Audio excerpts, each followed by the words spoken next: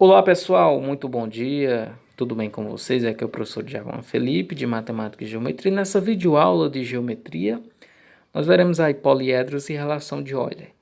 Bom, dizendo para vocês que nós já vimos esse conteúdo e nós estamos aí em uma revisão, tá bom? Então, nossos conteúdos aí estão se afunilando, o ano está terminando, nós iremos aqui para uma revisão, tá? Fazendo o máximo possível de resumos para que a gente chegue aí a uma melhor compreensão, tá? E um melhor padrão aí dos conteúdos que virão aí para o TD bimestral que se aproxima. Vamos lá, pessoal. Então, o que são poliedros? Então, acho que a primeira pergunta que a gente tem que se fazer ao estudar, obviamente, são, portanto, figuras tridimensionais, ou seja, tem três dimensões, né? Que são objetos aí de estudo da geometria espacial. Então, todos essas figuras aqui que estão descritas, elas têm três dimensões, tá? Dimensão aí, como a gente conhece, de comprimento, de largura e de altura, de comprimento, na verdade, de comprimento, altura e é isso mesmo, de largura ou profundidade, né? São aí, elas produzem aí volume, né? E capacidade aí que não são observadas aí nas figuras geométricas planas, onde elas têm duas dimensões. Bom, então vamos entender um pouco assim. A gente falou aqui sobre poliedros. Como a gente vai falar da relação de Euler em poliedros, então a gente deve conhecer um pouco sobre Euler. Eu acho interessante. Leonhard Euler, que tem aí a sua data de seu nascimento e morte, nascimento 1707 e morte 1783, foi um importante matemático e cientista suíço. Foi considerado um dos maiores estudiosos da matemática em sua época. Sua contribuição teve como um dos pilares a introdução à análise dos infinitos, obra que constitui um dos fundamentos da matemática moderna. Leonardo Euler nasceu na Basileia, Suíça, no dia 15 de abril de 1707. Filho de Paul Euler, ministro protestante, e Margaret Brucker. Com 1 ano de idade, mudou-se com a família para a cidade de Rien. Não sei pronunciar bem, pessoal, esse nome, mas vamos assim mesmo. Onde passou grande parte da sua infância. Então, ele foi um cara brilhante. E como seu pai era ministro, né, protestante, então o que se sugeria que ele fosse era um teólogo, alguém que fosse um pastor luterano.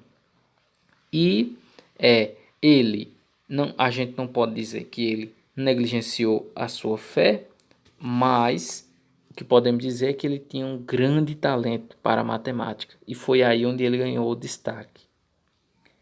Atendendo ao desejo da família, Leonardo Euler matriculou-se na Faculdade de Teologia, tá? Então, o estudo de teologia é um estudo sobre as coisas de Deus, relativas a Deus, a natureza dele, como ele se revela à humanidade e etc. Embora muito religioso, ele não se mostrou entusiasmado, né, com o estudo da teologia. Nas horas vagas, se dedicava a estudar matemática. Então, ele teve afins com a área da matemática. Conta-se a história em que ele estava observando ali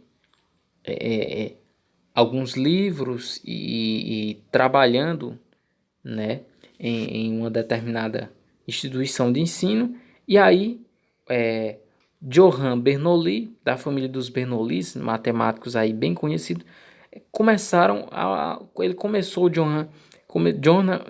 Johann Bernoulli começou a observar em Euler que ele tinha muita capacidade e talento para a matemática. E aí foi onde ele chamou ele para ingressar no curso de matemática, que ele concluiu em 1726, né? Bom, então aí tá a foto dele, do Euler, tá? Ele perdeu um pouco de sua visão quando já estava um pouco de idade. Ele teve uma esposa, onde eles projetaram aí 13 filhos, projetaram porque cerca de 6 morreram, mas ele teve filhos e netos, e ele era um cara super dedicado ao estudo da matemática, e gostava muito de ficar em casa, não era muito de sair, E talvez hoje muitas pessoas não conhecem ele porque ele não se dava tanto notoriedade, né? Ele não buscava muito aparecer, mas era realmente um operário da matemática, alguém que era profissional pelo amor que ele tinha ao conhecimento e ajudar as pessoas também. Ele foi um dos matemáticos, um dos primeiros a introduzirem formas de entender melhor a matemática.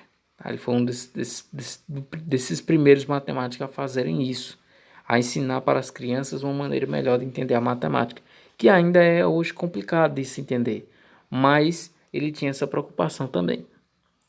Bom, então a relação da contribuição, do que está aí intrínseco à sua contribuição com a geometria, né? Uma dessas contribuições é com a geometria espacial. Então, nos sólidos geométricos, para os poliedros, né, tem a relação que é V mais F é igual a A mais 2, onde V é a quantidade de vértices, F é a quantidade de faces e a quantidade de arestas em um poliedro. Bom, então,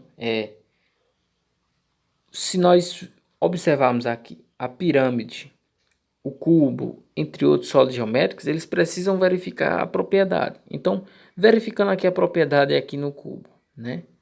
O cubo ele tem 8 vértices, 6 faces e 12 arestas. Então, V mais F vai ficar V, que é 8, mais F, que é 6. Então, V mais F vai dar 14. As arestas são 12, mais 2 dá 14 também. Então, se verifica a propriedade. Se o sólido geométrico verifica a propriedade da relação de Euler, significa que ele é um poliedro. Então, a gente pode investigar, sem ao menos ver o cubo, a gente consegue dizer se ele é poliedro ou não. Vamos aqui a um exercício aqui, tá? Para a gente praticar um pouco aí. Entender como que essa relação é válida sem a gente nem ver a figura, a gente consegue dizer se é um poliedro ou não. Vamos lá, então. Do cubo, a gente já viu que é válido, mas aqui a gente vai fazer a mão. V mais F é igual a mais 2. O V é 8, o F é 6, o A é 12, 12 mais 2 vai dar 14. E 8 mais 6 também dá 14. Então, verifica assim. Tá? Deixa eu só apagar aqui, que é para dar espaço para a gente fazer o segundo. A gente já sabe que o primeiro deu certo. Vamos ao segundo, paralelepípedo.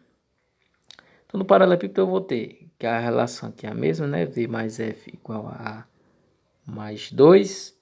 Onde eu vou ter aqui no paralelepípedo? 8 mais 6. Ele vai ser o mesmo caso do cubo. Igual a mais 2, que dá 14, 14. Então, o paralelepípedo também é válido. E agora o último caso, pirâmide triangular. Onde eu vou ter V mais F, 4 mais 4, é igual a mais 2. A é 6, mais 2 vai dar 8 igual a 8. Também verifica aí a propriedade. Então, pessoal, nós nem vimos essa pirâmide triangular, já sabemos que é um poliedro. Só de saber a quantidade de vértices e faces e arestas que ela tem. E aplicando a relação de Euler. Beleza, pessoal? Até a próxima videoaula. Um abraço e bons estudos.